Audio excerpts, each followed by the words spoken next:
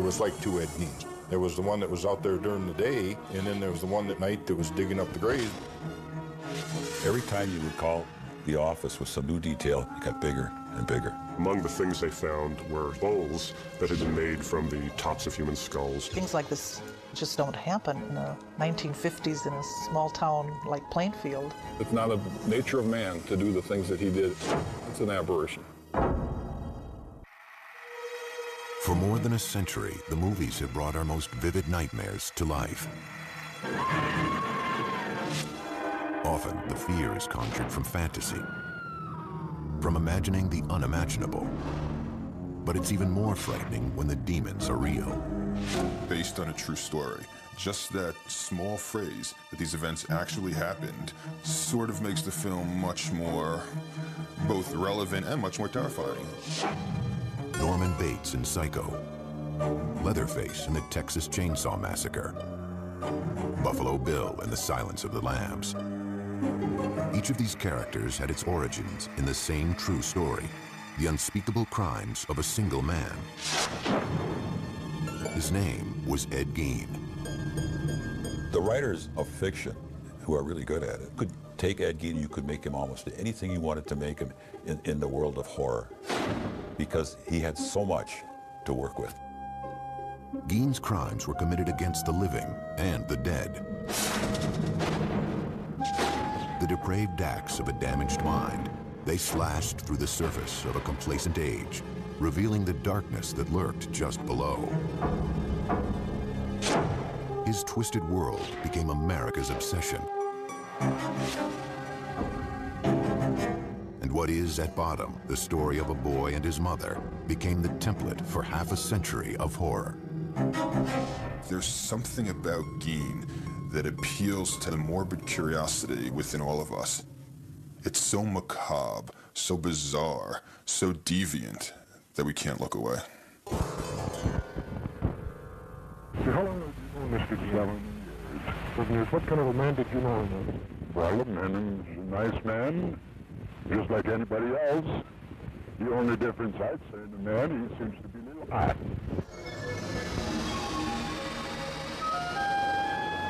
No one ever claimed that Plainfield, Wisconsin was a small-town paradise. In the fall of 1957, it was home to about 700 people, a quiet, hard-working place on the windswept flatlands of central Wisconsin. They had the main hardware store for that area, a food market. They had a restaurant or two, a saloon. There was nothing that would distinguish it from, probably 100 other communities in Wisconsin. That all changed over the course of one cold weekend, with a mysterious disappearance and a shocking discovery.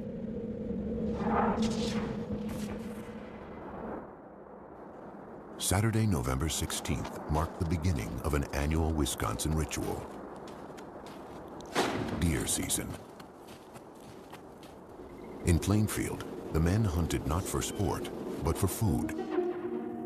Their trophies would be killed, hung in barns, and dressed out, gutted and butchered. All the males would be out in the woods. And so the main street would be a quiet place. Particularly quiet that morning was Bernice Warden's hardware store. Though the store was supposed to be open, the 58-year-old proprietor was nowhere to be found. I lived across the street from the hardware store where Bernice Warden ran her business. I believe it was in the afternoon. People were starting to wonder why the store was locked and where was Bernice Warden. So her son came back from deer hunting himself and found that the place was a mess.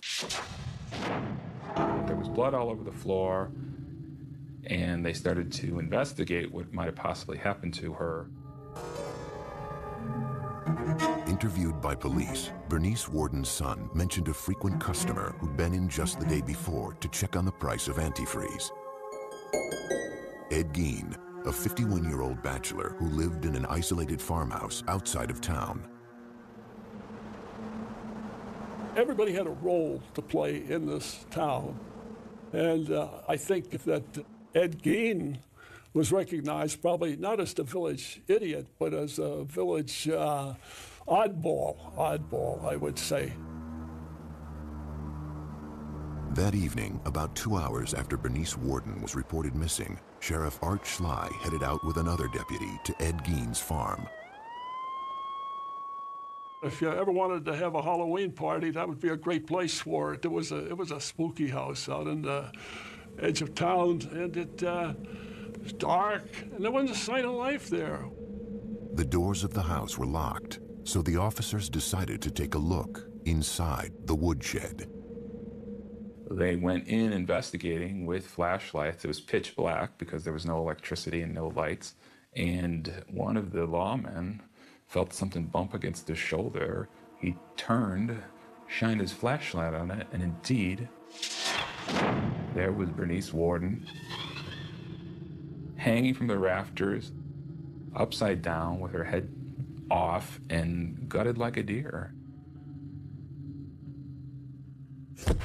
Ed Gein was taken into custody that night. As he sat quietly in his cell at the Waushara County Jail, police continued to search his woodshed and then cautiously ventured into his home. Inside, they would discover a horrific scene. Bernice Worden's gutted carcass, it turned out, was only Ed Gein's latest grim creation.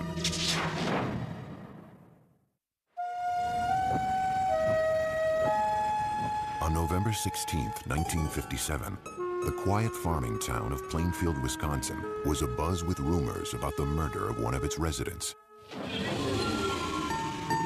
Bernice Worden's mutilated and decapitated corpse had been found that night in the woodshed of 51-year-old Ed Gein.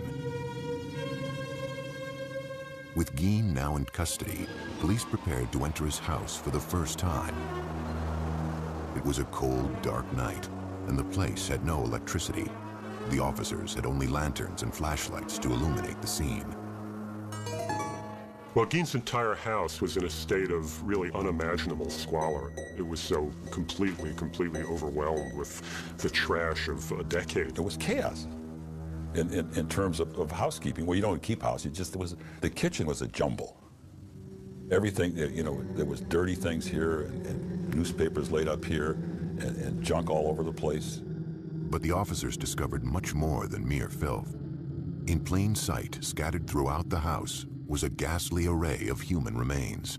Investigators were completely stunned and appalled to discover this incredible collection of human body objects. And among the things they found were bowls that had been made from the tops of human skulls. And then they found what looked like trinkets, but it was like a string of nipples from breasts, all on a string. They found a shade pole that was made from a set of women's lips. And they had found other body parts there. Then you'd go out into what would be like a living room, and they found furniture, a lampshade that was made out of human skin, chairs that were upholstered in human skin. They found face masks. Gein had apparently flayed the skin from the heads of the victims and preserved them and stuffed them with paper and hung them on the wall as decorations. Each disturbing discovery seemed to top the previous one, until finally, one officer came upon a brown paper bag.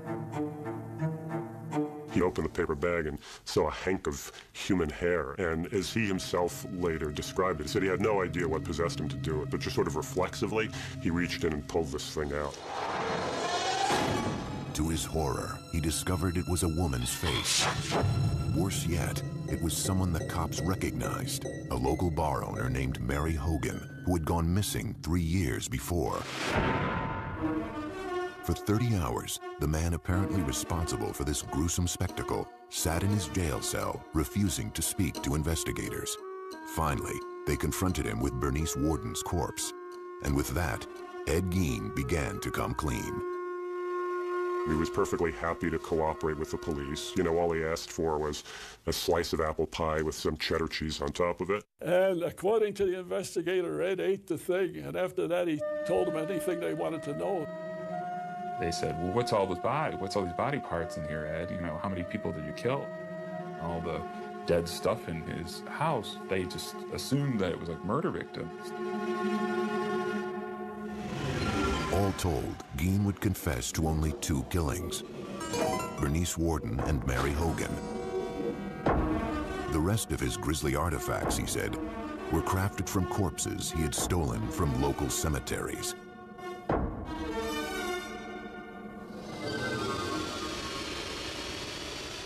Plainfield woke up that Sunday morning to find out what had been living in their community for all these years, and that was Ed Gein. My dad, he couldn't tell us what had happened. He just said, I want you to come in and watch the news tonight with me. And the news came up on the television. He was the person. I just said to my dad, oh my gosh, that's Ed. We were all upset. We were all devastated. We were horrified about what had happened. It was a terrible, horrible thing.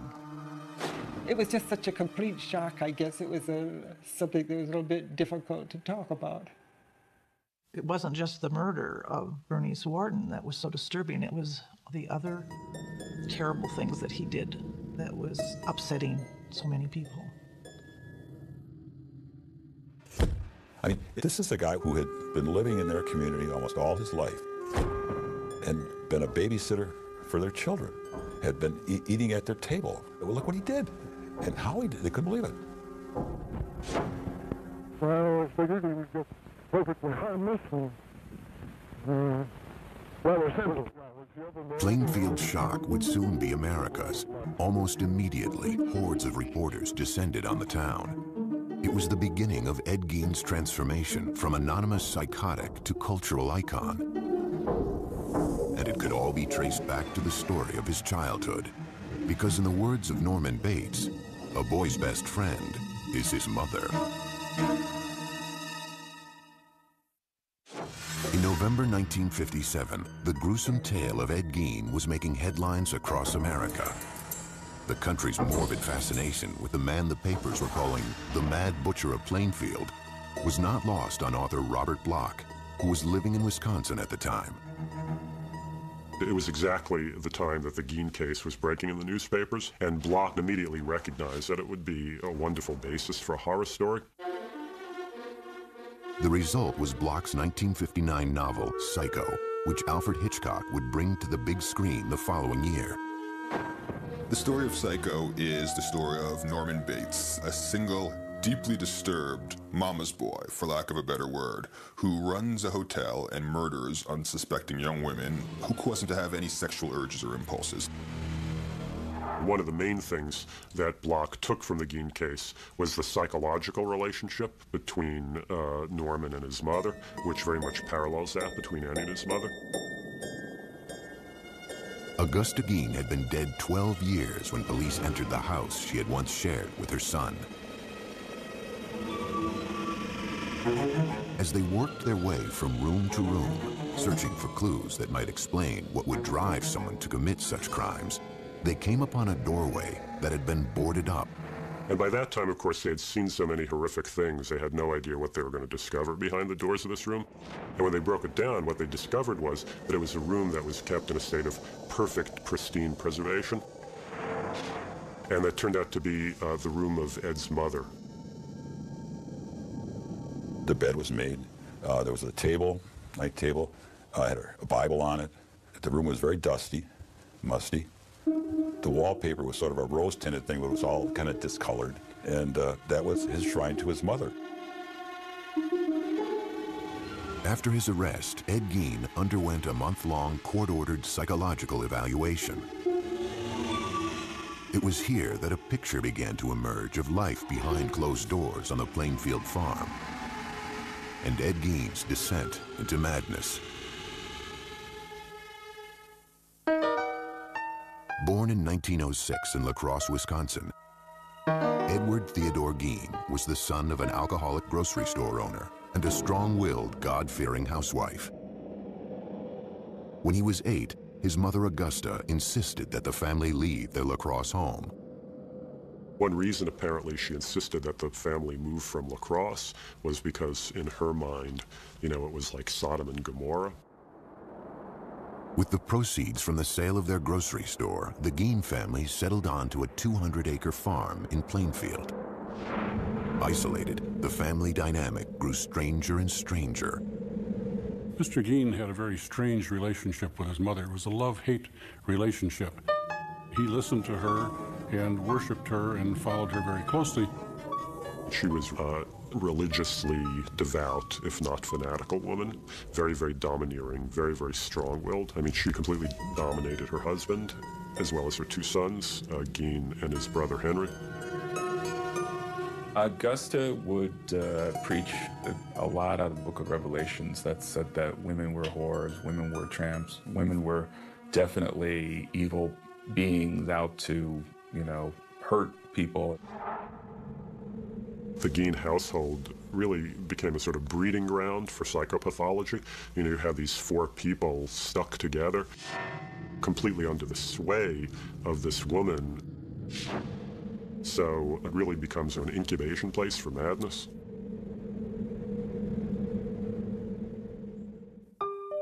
Gein attended school until the age of 14. An unremarkable student, his IQ would later be tested as average. And when he finished school at approximately 7th grade, he just went home then and worked on the farm there. So he did not have contact with the outside world, should we say, to any extent. In 1940, when Ed was 34, his father died of a heart attack. Now it was just Ed, mother, and older brother Henry. I think Henry was probably a genteel man who worked hard on the farm and tried to please his mother as well. But he wasn't Ed. He had his own ideas of how his life should be led. In May 1944, Henry and Ed found themselves battling a brush fire on their property. According to Ed, the fire got out of control and he lost sight of his brother. He went for the police, and though he told them he didn't know where Henry was, he was able to lead them straight to his brother's dead body. I've heard rumors that there were bruises on Henry's head that weren't ever explained away. But at the time, it was such a big tragedy for the family, it just became, well, they've already been through enough. Ed and Mother were now alone, but their union would be short-lived. Just months after burying her son Henry, Augusta suffered a stroke that left her partially paralyzed. When Mother became ill, had a stroke, and was paralyzed, he cared for her very closely and literally seemingly worshipped the ground she walked on. Sometime in 1945, Augusta Gein suffered another stroke. She died that December, a devastating blow to her 39-year-old son. His mother had completely undermined his manhood in every way. And at her funeral, he was reacting like a little schoolboy who had just lost his mommy, and just crying hysterically. Everything that he knew in the world seemingly was gone. That was his one link with sanity that was remaining at that point.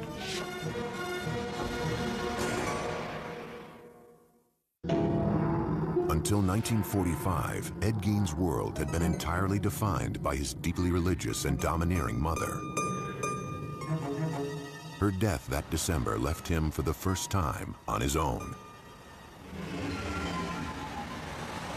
Living alone in an isolated farmhouse outside Plainfield, Wisconsin, the 39-year-old earned money by helping the townspeople with odd jobs or working on threshing crews.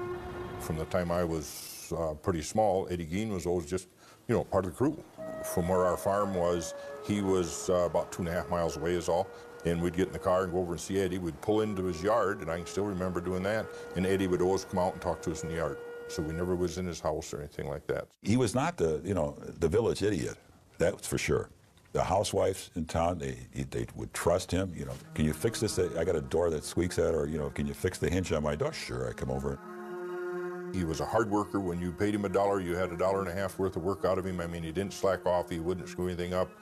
I think that everybody treated him, even though he was maybe a little, what you'd think, a little different, but Eddie was Eddie.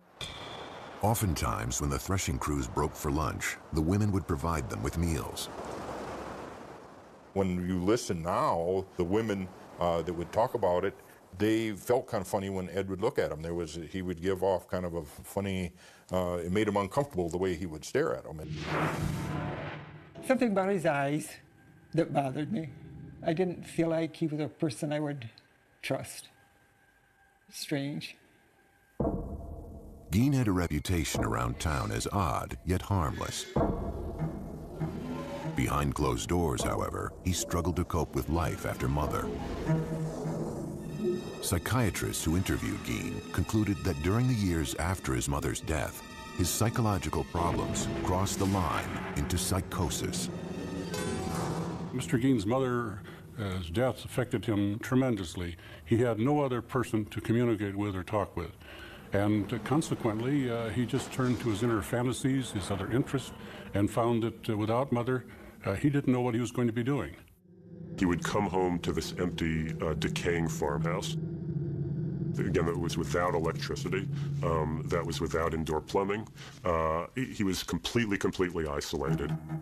Gein's mother had left him terrified of human contact, of women in particular. His loneliness, however, drove him to seek his own perverse sort of companionship. At some point, Gein said, he began to make nighttime raids on local cemeteries. Ed was a reader of the obituaries. He was fascinated by who had just passed away. Ed would find out when the service was going to be, where the burial was going to be, and as quickly as he could get there in the dark of night, he would go and open that grave and get that body. Mr. Gein substituted seemingly dead bodies for the activities that he had with his live mother before. If Mother was gone, he needed someone who literally could take her place. Gein took these desires to ghoulish extremes. Though it remains a mystery if he ever engaged in either sex with the corpses or cannibalism, some of the discoveries police would later make defied comprehension. There was what the police called a mammary vest, the upper torso of a woman that Gein had taken from the body and preserved and attached straps to. And then there were leggings that had been made from the skin of a woman's legs. And at times, it was reported that he would sometimes walk around with this mammary vest that he had managed to make from female anatomy, and he would attach it to his body. And apparently also sometimes take one of the female genitals that he had removed from a corpse and stick those on himself as well and pretend to be a woman. Eventually, however, violating the dead was not enough to satisfy Gein's morbid urges. It was around this time that he began patronizing Hogan's Tavern, a local watering hole owned by the bawdy, tough-talking Mary Hogan. That was one bar that hunters would, after you hunt long all day, you generally stop and have a soda pop. And I recall she was very huge and very jovial and joked a lot. Her nickname was Bloody Mary. Mary Hogan was indeed a dirty talker. She spoke in profanity like a truck driver or a sailor or whatnot. I think when Ed Gein saw Mary Hogan, he saw some kind of grotesque, dark mirror image of his mother. On the afternoon of December 8th, 1954, a local farmer stopped into Hogan's Tavern to pick up some ice cream for his daughter. He goes into the bar, and he knew immediately that something was wrong. There was blood all over the floor, and there was money on the floor, and he just turned around and beat it out of there. Mary Hogan was nowhere to be found.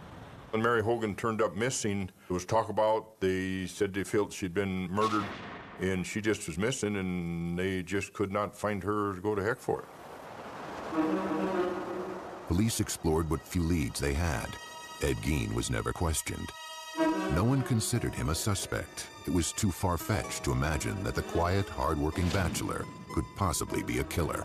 I can still remember, somebody said, well, I wonder where Mary Hogan is. Well, he said, she's over by my place. He said, I got her over there. And everybody said, oh, yeah, Eddie, you got her. Yeah, we know Eddie, yeah. As the leads petered out, it started to look like Mary Hogan's disappearance would remain unsolved. Until the night of November 16th, 1957, when police found her face in a paper bag in Ed Gein's kitchen.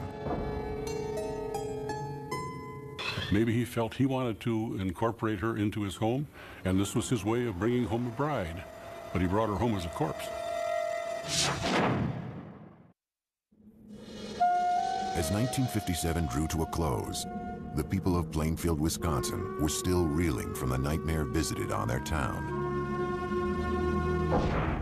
Ed Gein had been charged with the murder of hardware store owner Bernice Worden. But the discovery of his many other hideous offenses had brought instant infamy to Plainfield, along with a horde of reporters from around the world. This was the crime of the country at this particular November in 1957. And it just brought in basically the Western world's press. Had you ever been in the man's house? No, sir. Never been in there. I'd like to talk now. Your name? As the incident wore on and it became so much a front page issue that lots and lots of people were saying, when can it just die down? When can it go away? It was disturbing to the population. We didn't really appreciate all of the media attention. I was stopped on the street once by a reporter from England, but I just said that I had nothing to say, no comments to make, and walked on. Outside of Plainfield, a different kind of response was taking hold. The spread of what came to be known as Gein humor. Well, I believe that the jokes sort of was an outlet for how everyone felt and the fear that they felt. One of them was, what was Ed's favorite dessert? And he says, lady fingers.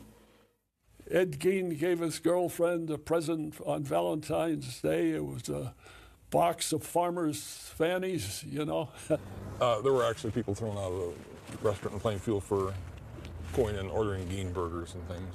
Just a whole spectrum of those kinds of sick humor jokes that you couldn't think about fast enough to respond to the one that would be given to you. On January 6, 1958, hearings began to determine if Ed Gein was competent to stand trial for Bernice Worden's murder. Doctors who had evaluated Gein testified that he suffered from schizophrenia. They said he was prone to hallucinations and delusional thinking and believed he was an instrument of God with the power to raise the dead. You know, he'll talk about the most incredible, extraordinary horrors that are totally inconceivable to any normal person, but he does it in the tone as though he's talking about going to the grocery, you know, to buy his provisions for the week. In the end, the doctors said it all came back to Mother. This is the duality of Gein. You know, part of it was a desire to have the physical presence of his mother back with him in that home, whereas obviously another part of the motivation had to do with desecrating the corpse.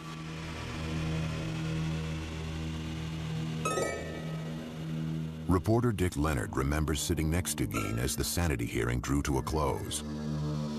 At that moment, he says, he caught a glimpse of the scared, sick man behind the monster. I looked at Ed, and he looked at me, and I could see he was nervous. He was fearful. And he says to me, "What are they going to do to me? What are they going to do to me?" So the judge raps everybody to be quiet. And I had my hand down on the bench here, and he's next to me. And he reaches over and grabs my hand like I was his mother or something. That afternoon, the judge ruled that Ed Gein was legally insane and therefore not competent to stand trial. He was sent off to live at Central State Hospital for the Criminally Insane, a psychiatric hospital in central Wisconsin. For the people of Plainfield, life after Ed Gein would never be the same. We never locked our doors before this happened. But we began to lock our doors. The 50s was an era of innocence, I believe, and it's pretty much ended that. Still, there was one last piece of business for the town to attend to. On March 30th, 1958, Palm Sunday, Gein's farm and personal effects were scheduled to be auctioned off. But in the early morning hours of March 20th, residents awoke to a strange orange haze glowing a few miles out of town. There will be an auction here Palm Sunday, but this house and the personal belongings of Ed Gein will be conspicuously absent. Call it an act of God or whatever you will. The main attraction will be missing, reduced to a mass of rubble by a mysterious fire.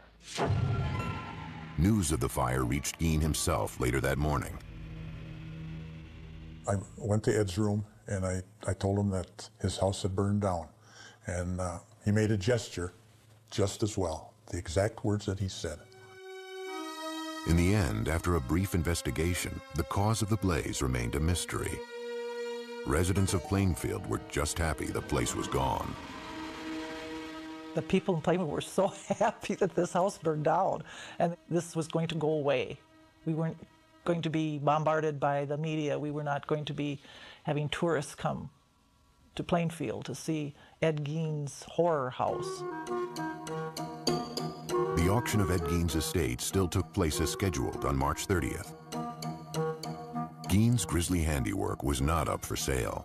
All the human remains had been shipped off to the Wisconsin State Crime Lab. Yet that didn't stop hundreds of curiosity seekers from descending on the farm. One of the things sold at the auction was Ed Gein's car, which a very enterprising carny type immediately purchased and started to take on tour. Ed Gein's car used to show up at county fairs, like an exhibit, you know, like the two-headed cow or, you know, the bearded person, so that that would be an exhibit and you could put a tent around it and charge admission. At Central State Hospital, staffers soon came to view Ed Gein as something of a model patient. Ed was a quiet individual. He'd go and sit in the corner in the day room. And, we had some nice lounge chairs out there, and he'd read the paper there. He wouldn't converse too much with other patients. I can remember we used to play cribbage together out in the day room. There were, however, times when Gein behaved oddly. When it got, say, full moon, he would talk about women, what he'd like to do to them, and just ramble on and on, just like very incoherent. And then as the full moon dissipated, he would get more back to normal. But he always had that glint in his eye that you kind of figured there was something there that was wrong. In 1968, Gein's doctors wrote a letter to the court stating that Gein was now competent to stand trial for the murder of Bernice Worden. When he walked into the courtroom, there was dead silence. It was just, I mean, you could hear a pin drop. And then he walked in and he stopped a little bit and he bowed his head to the audience.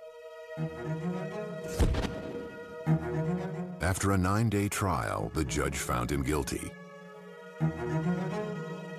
The 62-year-old was sent back to Central State to live out the rest of his days. In time, Ed Gein's macabre fame would fade, yet his twisted saga would never lose its capacity to shock or its power to provoke our deepest fears.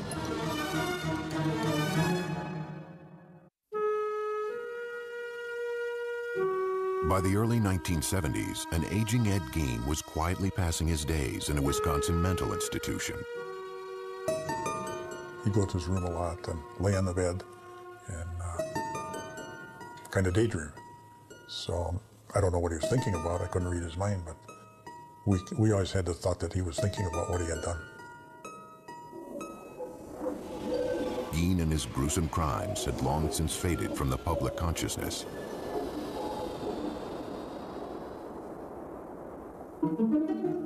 Yet the story of the so-called Mad Butcher of Plainfield had firmly taken root in the darkest reaches of the American psyche. There was a time where he became almost unlifelike, almost like he was a creature of fiction, I think. Some type of a demigod almost. My name is Gunnar Hansen. In 1973, I killed 4 people. I was Leatherface in the Texas Chainsaw Massacre. When Texas Chainsaw Massacre was released, it played predominantly in drive-ins, and to say there was an uproar over it would be an understatement. You know, teenagers went in their cars looking for a good time, and what they were exposed to was literally 90 minutes of pure hell. Directed by Tobe Hooper, the film featured a character named Leatherface, who wore a mask made of human skin. During the filming, late one night, Toby told me that this was based on Ed Gein, very loosely. I mean, what he said was that Ed Gein was the inspiration for the family, that if you take essentially the fact that they made furniture out of bones, that they had skin lamps, that they might be cannibals, and that Leatherface wore a mask, those characteristics were lifted from Ed Gein. What Leatherface really is Ed Gein as a little child would imagine him to be. Because these crimes were real, we had to make Leatherface into this hulking monster who wears a mask of human flesh and wields a chainsaw, instead of being the boy next door who does these horrible things. 17 years later, a different take on the legend of Ed Gein would help make the film The Silence of the Lambs a critical and commercial hit. If you look at The Silence of the Lambs, where the Buffalo Bill character is trying to make a skin suit out of women's body parts, which is something that's based directly on Gein. The killer, the grave robber, all of the things that, you want to get into a good horror story, he was there. He was their source. Because the imagination could take Ed Gein anywhere, and it has. The irony is that as twisted as Norman Bates was, as terrifying as Leatherface wielding his chainsaw is, and as pathologically insane as Buffalo Bill is, Gein was worse. Gein had everything these characters had in spades. 2001 saw the release of a low-budget independent film about the life of Ed Gein. I thought Ed Gein would be a good topic for a movie just because of the mindset of this person. This person who lives by himself with his fantasies and with just his loneliness and his mental illness, eventually steps over the line and becomes a killer. On July 26, 1984, Ed Gein died of respiratory failure. He was 77 years old. There wasn't too much emotion at that time. There wasn't much talk going on in town other than he's gone. He's dead. Ed Gein ended up being buried in the most appropriate place for him, right next to his mother in the Plainfield Cemetery. Ever since her own death in 1945, it had been his great dream to get back to her, and finally in death he'd achieved that. Sometime after his death, Ed Gein's tombstone was stolen from the ground. It was eventually recovered and is currently being kept in storage at the Waushara County Sheriff's Department. To this day, however, groundskeepers at Plainfield Cemetery still find flowers and letters that have been left at his grave. There's no way in the world that anyone could ever decipher completely or even intelligently what Ed was thinking or doing. It's not a nature of man to do the things that he did. It's an aberration. The fact that Ed Gein was a sick man mentally, I don't think that mattered to any of us. He did some horrible things no matter what his condition was, and so we had no sympathy for the man. Mr. Gein was an example of a monster that was in hiding. He was not known to his neighbors. He presented a facade of normality to them, and that's why he literally could have the mask of sanity over the whole situation until he was discovered. Obviously, we can never really know. To ask what made Ed Gein is ultimately as unknowable as to ask what made Mozart Mozart. You just don't know.